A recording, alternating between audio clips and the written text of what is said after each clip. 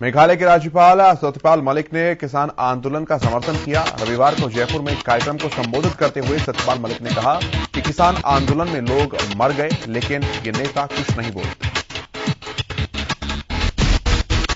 सत्यपाल मलिक ने कहा कि मुझे दिल्ली में बैठे 2-3 लोगों ने गवर्नर बनाया है। किसानों के प्रति बोलने पर उन्हें दिक्कत होगी, मुझे इस बात का अंदाजा है, लेकिन अगर वो कहेंगे तो मैं अपना पद छोड़ दूंगा।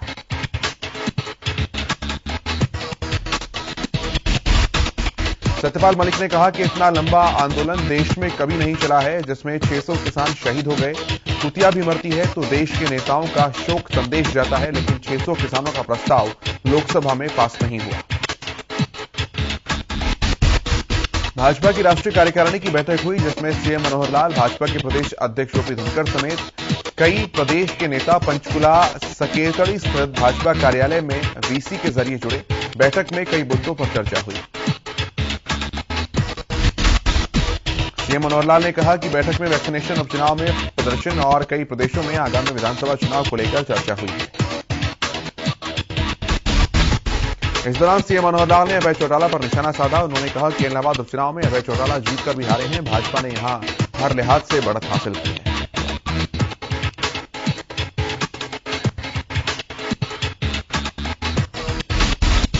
सिरसा में बाबा तारा कुटिया में स्थित शिवलिंग महादेव की कृपा से बार बार अनेक रंगों में परिवर्तित हो रहा है। इस भव्य दर्शन को देखने के लिए लोग दूर दूर से आ रहे हैं।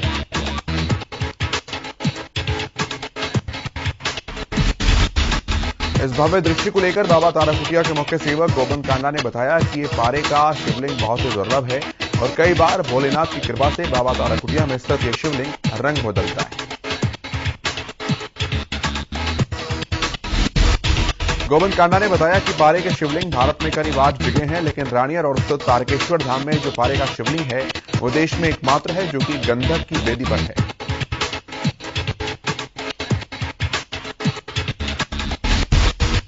हरियाणा के गुरुग्राम में खुले में नमाज पढ़ने के मामले में गृहमंत्री अनिल विज की प्रतिक्रिया सामने आई।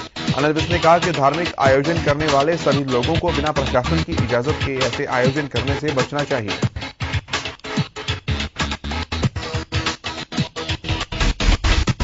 वहीं किसान आंदोलन का 1 साल पूरे होने पर भी समाधान नहीं मिलने को लेकर विज ने कहा कि राजनीतिक कारणों के चलते कुछ लोग आंदोलन का हल नहीं चाहते हैं।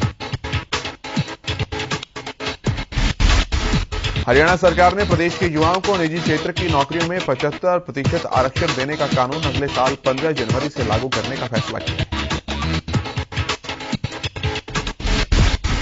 सरकार की ओर से 75% स्थानीय आरक्षण की अधिसूचना जारी कर दी गई है। सरकार की ओर से जारी अधिसूचना के अनुसार 15 जनवरी 2022 से लोकल रिजर्वेशन कानून लागू हो जाएगा। 15 सितंबर को ही राज्य सरकार ने इसे लेकर आदेश जारी किया था, लेकिन उपचुनाव की आचार संहिता के चलते अब जाकर सरकार की ओर से इसे लेकर अधिसूचना जारी की गई है। सरकार ने उद्योगों को कर्मचारियों का डेटा देने के लिए 15 जनवरी का समय दिया है। डिप्टी सीएम दुष्यंत चौटाला ने ट्वीट कर इसकी जानकारी दी और कहा कि हरियाणा राज्य के स्थानीय उम्मीदवारों का नियोजन अधिनियम प्रदेश में लागू हो गया है। यह तोहफा हरियाणा के युवाओं के लिए सुनहरा भविष्य लेकर आएगा। इस कानून के तहत प्रदेश के युवाओं को हरियाणा में निजी क्षेत्र की नौकरियों में 75% आरक्षण का प्रावधान है। हरियाणा में स्थानीय युवाओं को प्राइवेट सेक्टर में आरक्षण देने को लेकर इनेलो सुप्रीमो ओम प्रकाश चौटाला ने सरकार पर निशाना साधा। ओम प्रकाश चौटाला ने सरकार के इस कदम को असंवैधानिक बताया। ओपी चौटाला ने कहा कि इस देश के हर नागरिक को समान अधिकार है, चाहे वो किसी भी हिस्से का हो। कानूनी रूप से इसे सही नहीं माना जा सकता। हरियाणा में कोरोना के आंकड़ों में उतार चढ़ाव जारी है। बीते दिनों कोरोना के नए मामलों की संख्या 10 से कम रही, तो वहीं गुरुग्राम में 8, फरीदाबाद यमुनानगर में 2 केस हैं। नए मामलों की पहचान के बाद प्रदेश में 89 एक्टिव केस हैं।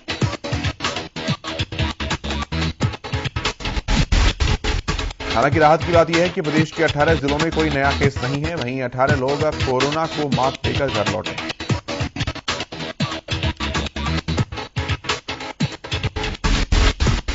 कोरोना को पूरी तरह से हराने के लिए वैक्सीनेशन पर जोर दिया जा रहा है। बीते 24 घंटों में 40,679 लोगों को वैक्सीन लगाई गई है।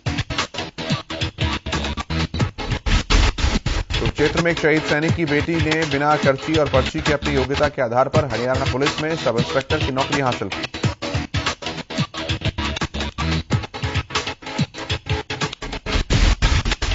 इस पारदर्शी प्रणाली की बेटी सहित उनके पूरे परिवार ने तारीफ की है और मुख्यमंत्री मनोहर लाल को अभिनंदन दिया है।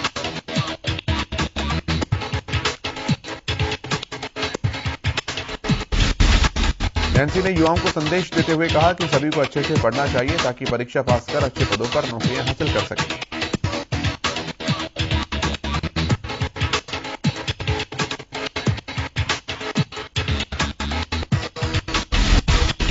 भवानीखेड़ा में ग्रामीण विकास कार्यों में देरी के चलते परेशान हैं गुस्साए ग्रामीणों ने पार्षदों पर गुटबाजी का आरोप लगाया।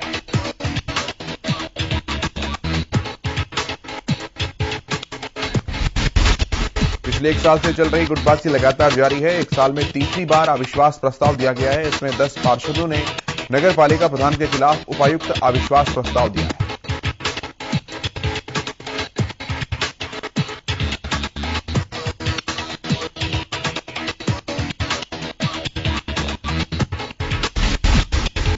ग्रामीणों ने मांग की है कि प्रशासन के अधिकारी जल्द से जल्द इस मामले का निपटारा करें और कस्बे में विकास कार्य को गति दें।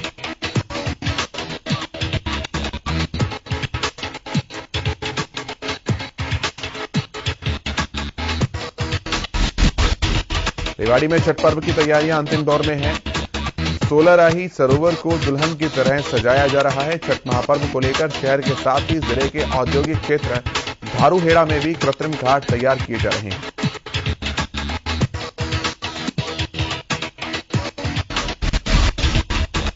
बहादुरगढ़ के छारा गांव में अर्जुन अवार्डी पहलवान दीपक पुनिया, बजरंग पुनिया और यूपीएससी में 51वां रैंक हासिल करने वाली निशा ग्रेवाल का जोरदार स्वागत किया गया। बल्लभगढ़ में प्रदूषण का स्तर लगातार बढ़ता जा रहा है। रविवार को गांव और शहर सभी जगह आसमान में पॉल्यूशन की चादर दिखाई दी। रोजाना की तरह रविवार को भी एयर क्वालिटी इंडेक्स 400 के पार देखने को मिला। पॉल्यूशन के कारण लोगों को सांस और आंखों में परेशानी हो रही है।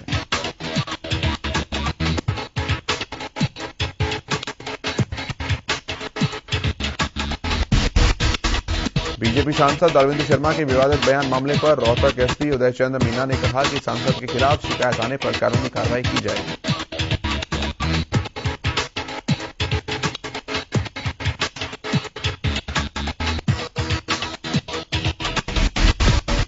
करनाल में आवारा पशु की टक्कर से बाइक सवार महिला की मौत हो गई। बताया जा रहा है भैया दूज के दिन पानीपत निवासी राजरानी अपने बेटे के साथ लाडवा अपनी बेटी के घर गई थी।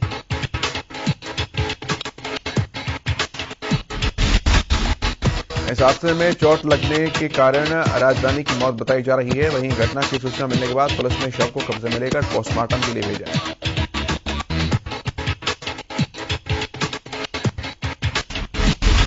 सोना के गंगोला गांव में जमीन विवाद को लेकर 2 गुटों में मारपीट हो गई, जिसमें कई लोग गंभीर रूप से घायल हो गए। घायलों को उपचार के लिए सोना के नागरिक अस्पताल में ले जाया गया।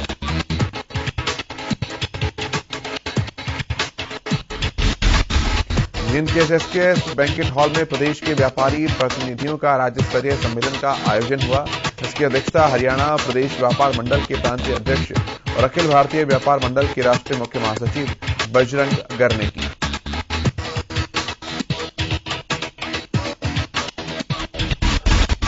इस दौरान व्यापारियों ने कहा कि नितिन गोयल से 10 लाख रुपए की फिरौती करने वाले अपराधियों को अभी तक नहीं पकड़ा गया, जिसके विरोध में उन्हें 17 नवंबर को जींद बंद करने का ऐलान किया। सोनीपत शुगर मिल ने आगामी 10 नवंबर से मिल का पिराई सत्र शुरू करने का फैसला किया है, जबकि पिछला पिराई सत्र 16 नवंबर को शुरू हुआ था। सोनीपत में समय से पहले पिराई सत्र शुरू करने से किसानों को राहत मिलेगी।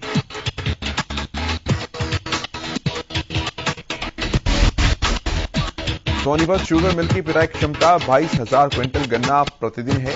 सोनीपत शुगर मिल ने पिछले पिराई सत्र में 32 लाख क्विंटल से ज्यादा गन्ने की पिराई की थी।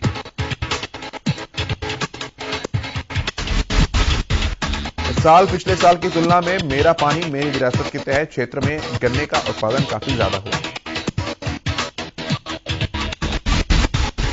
भवानीखेड़ा के लोहारी जाटू गांव में वार्ड नंबर 11 में जलभराव की समस्या के चलते लोगों को परेशानियों का सामना करना पड़ रहा है।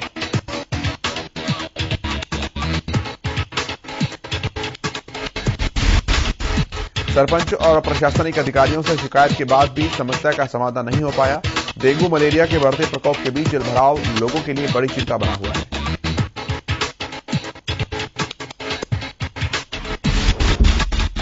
सोनीपत साई खेल केंद्रों में खेलो इंडिया के तहत आर्चरी प्रतियोगिता आयोजित की गई। प्रतियोगिता में नॉर्थ जोन के 10 राज्यों के 182 खिलाड़ियों ने भाग लिया। आजादी के 75वें अमृत महोत्सव के दौरान खेलों का आयोजन हुआ। इस दौरान भारतीय तीरंदाजी संघ नॉर्थ जोन के चेयरमैन राजेंद्र सिंह तोमर मौजूद रहे।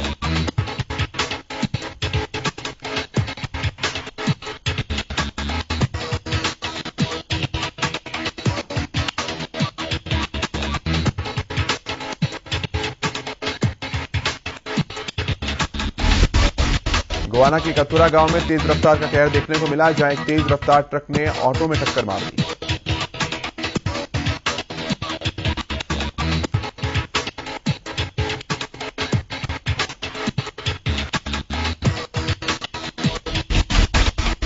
बताया जा रहा है कि मृतका भाई दूज का त्योहार मनाने के लिए हिसार से सोनीपत ऑटो से जा रही थी। इस दौरान यह हादसा हुआ। फिलहाल पुलिस मामले की जांच कर रही है।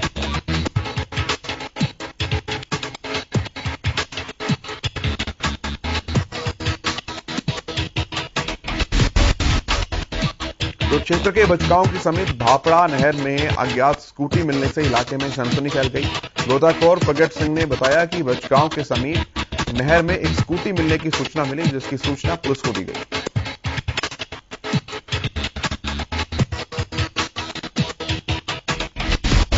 पुलिस की निगरानी में स्कूटी को बाहर निकालकर पुलिस विभाग को सौंपा गया। पुलिस विभाग ने स्कूटी को कब्जे में लेकर आगामी कार्रवाई शुरू कर दी है।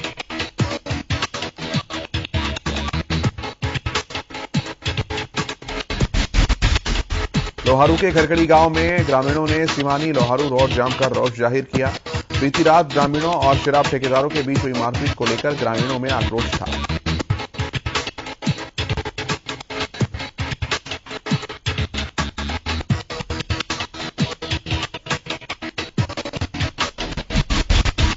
ग्रामीणों ने रोड जाम कर शराब ठेका संचालक पर कार्रवाई करने की मांग की, साथ ही प्रशासन से शराब ठेका हटाने की मांग की।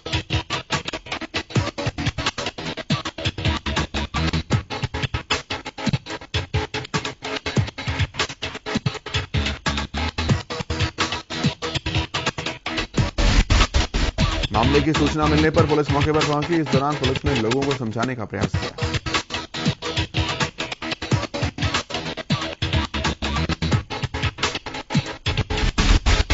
गोहाना की अनाज मंडी में धान और कपास की आवक लगातार आ रही है। मंडी में किसानों को उनकी फसलों के पिछले साल की अपेक्षा अच्छे भाव मिल रहे हैं।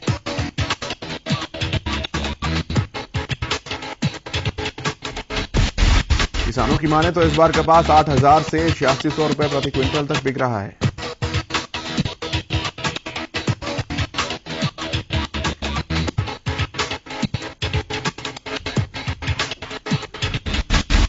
वहीं धान का भाव भी 3500 रुपए पर क्विंटल मिल रहा है। इससे किसानों के चेहरे पर रौनक कैसे वापस लौट आई है।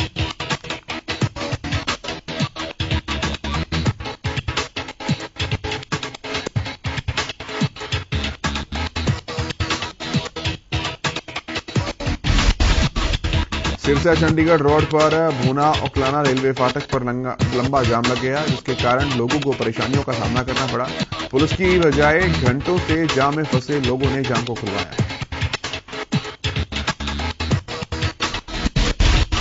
दरअसल रेलवे फाटक पर अव्यवस्था के कारण जाम लगा। इसे खुलवाने के लिए कोई पुलिसकर्मी मौके पर नजर नहीं आया।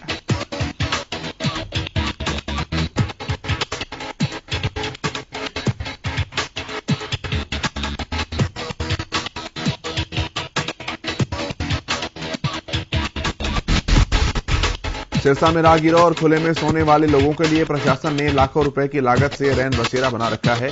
इसमें 3 हॉल, बाथरूम, किचन सहित अन्य सभी जरूरी सुविधाएं प्रशासन ने उपलब्ध करवा रखी हैं।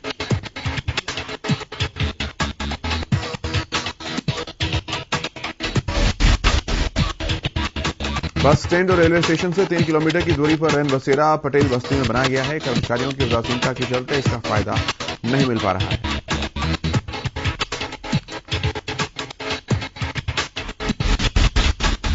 रैन बसेरा गंदा पड़ा है और इस पर ताला लटका है। इसके चलते जरूरतमंद लोग खुले में सोने को मजबूर हैं।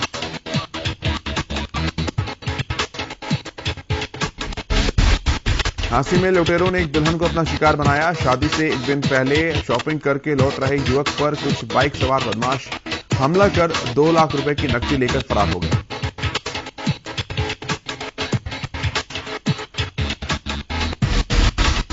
हमले में रविंद्र नामक युवक का एक पांव और हाथ टूट गया, जिसके इलाज के लिए अग्रोहा मेडिकल में उसे भर्ती करवाया गया।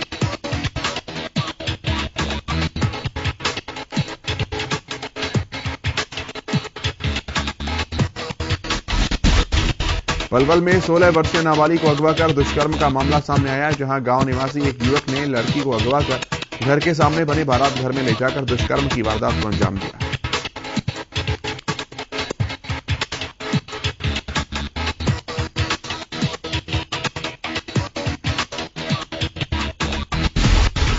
पलवल की महिला थाना पुलिस चौकी में पीड़िता की शिकायत पर मामला दर्ज कर लिया गया है। पुलिस की टीम आरोपी की तलाश में जुटी है।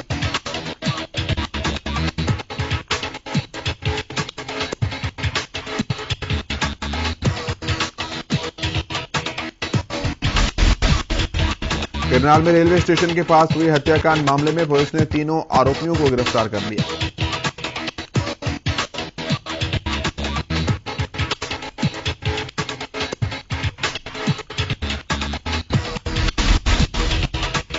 पुलिस ने मामले में खुलासा करते हुए बताया कि आरोपियों ने लूट के इरादे से प्रकाश और उसके साथियों पर चाकू से हमला किया था।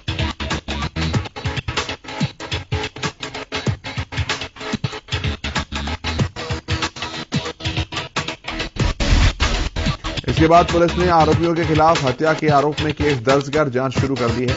पुलिस आरोपियों से लूट की राशि और वारदात में इस्तेमाल हथियार को बरामद करेगी।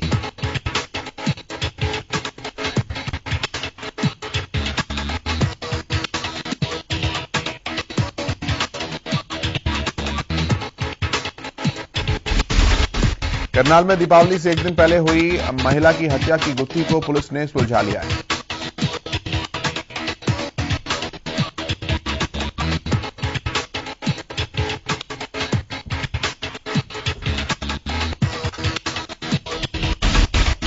पकड़ा गया आरोपी मूल रूप से यूपी का रहने वाला है और अभी किराए पर उत्तम नगर इलाके में रहता है। अब पुलिस आरोपी को कोर्ट में पेश करेगी।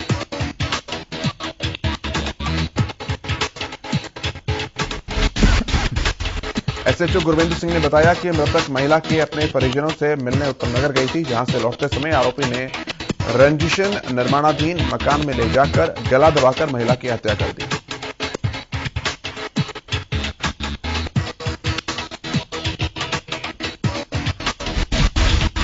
अंबाला में दिन दिहाड़े हमलावरों ने एक दुकान में घुसकर तलवारों और डंडों से हमला कर दिया, जिसमें दुकान मालिक सहित एक अन्य लड़का घायल हो गया।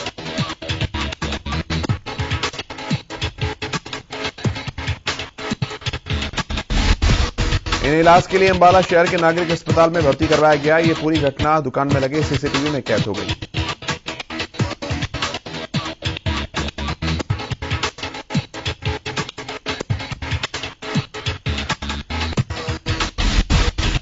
पुलिस ने दुकान मालिक की शिकायत के आधार पर मामला दर्ज कर लिया है और सीसीटीवी के आधार पर पुलिस हमलावरों की तलाश में जुट गई है।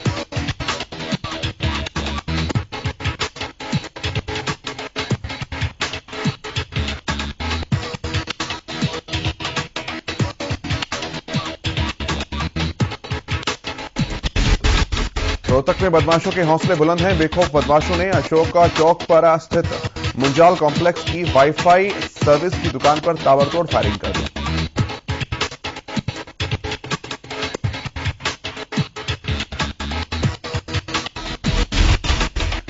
दुकान के मालिक ने कहा कि उसे रंगदारी के लिए परेशान किया जा रहा है। इससे पहले भी व्हाट्सएप पर उसे धमकी भरे मैसेज भेजे गए थे।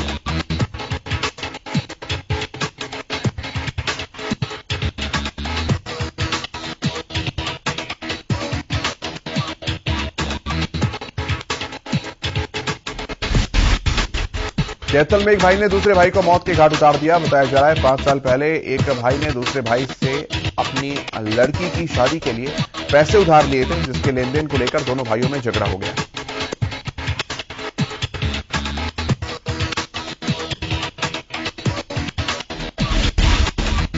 इस दौरान एक भाई ने दूसरे भाई के सर पर ईंट मार दी, जिसके चलते उसकी मौके पर ही मौत हो गई।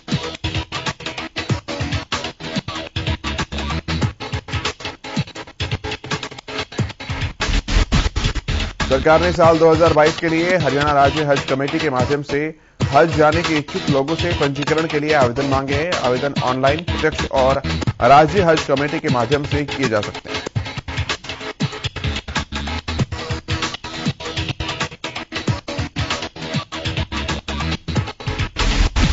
हजियों को सऊदी अरब जाने से 1 महीने पहले कोरोना वैक्सीन की दोनों डोज लगवाना अनिवार्य किया गया है।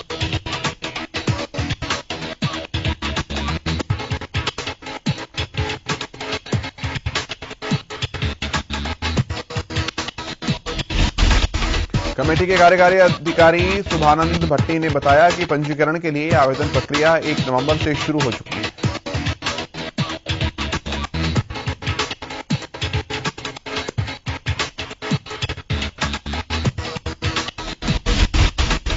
भट्टी ने बताया कि आवेदक अधिक जानकारी के लिए हज कमेटी की वेबसाइट और हज कमेटी मोबाइल ऐप HCOI पर जा सकते हैं।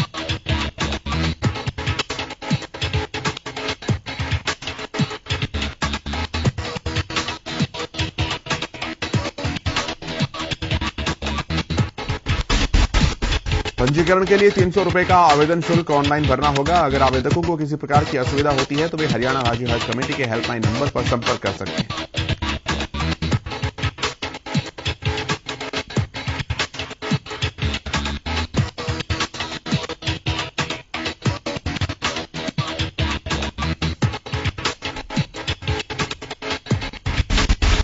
पंजाब के कई हिस्सों में अक्षय कुमार की फिल्म सूर्यवंशी का विरोध किया जा रहा है। किसानों के विरोध के चलते कई सिनेमाघरों ने फिल्म का बहिष्कार किया।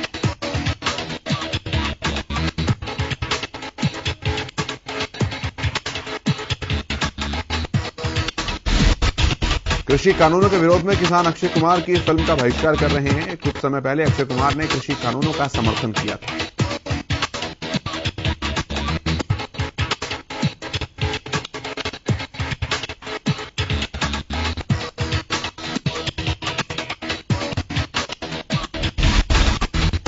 प्रधानमंत्री नरेंद्र मोदी दुनिया के सबसे लोकप्रिय नेता बन गए। अमेरिकी data intelligence firm the morning consult के सर्वे में बताया गया है।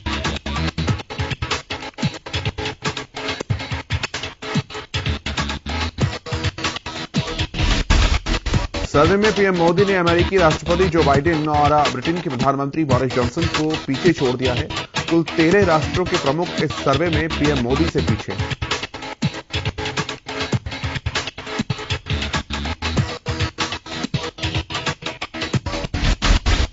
पीएम मोदी की अप्रूवल रेटिंग 70% के करीब है। 5 नवंबर को जारी किए गए सर्वे के मुताबिक पीएम मोदी ने कई नेताओं को पीछे छोड़ा है।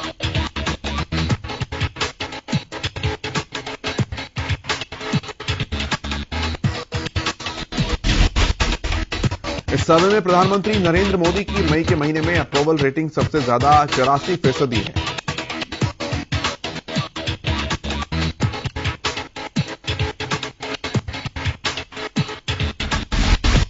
इससे पहले जून में अप्रूवल रेटिंग जारी की गई थी, जिसकी तुलना में अब ये और बेहतर हुई है।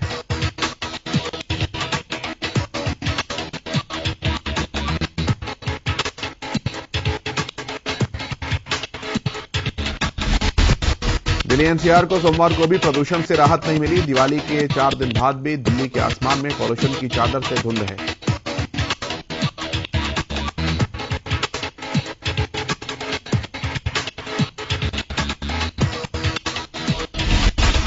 राजधानी में बढ़ते प्रदूषण के स्तर के बीच पड़ोसी राज्य पंजाब के किसान खेतों में पराली भी जला रहे हैं।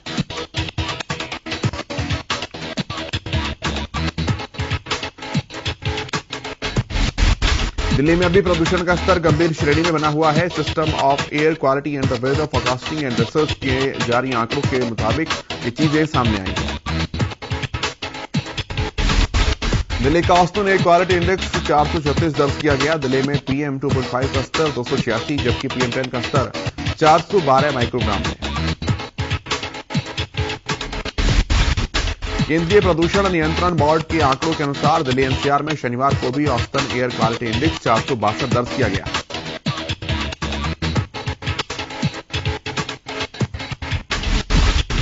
राजधानी में प्रदूषण के प्रभाव को कम करने के लिए सड़क और पेड़ों पर पानी का छिड़काव किया गया।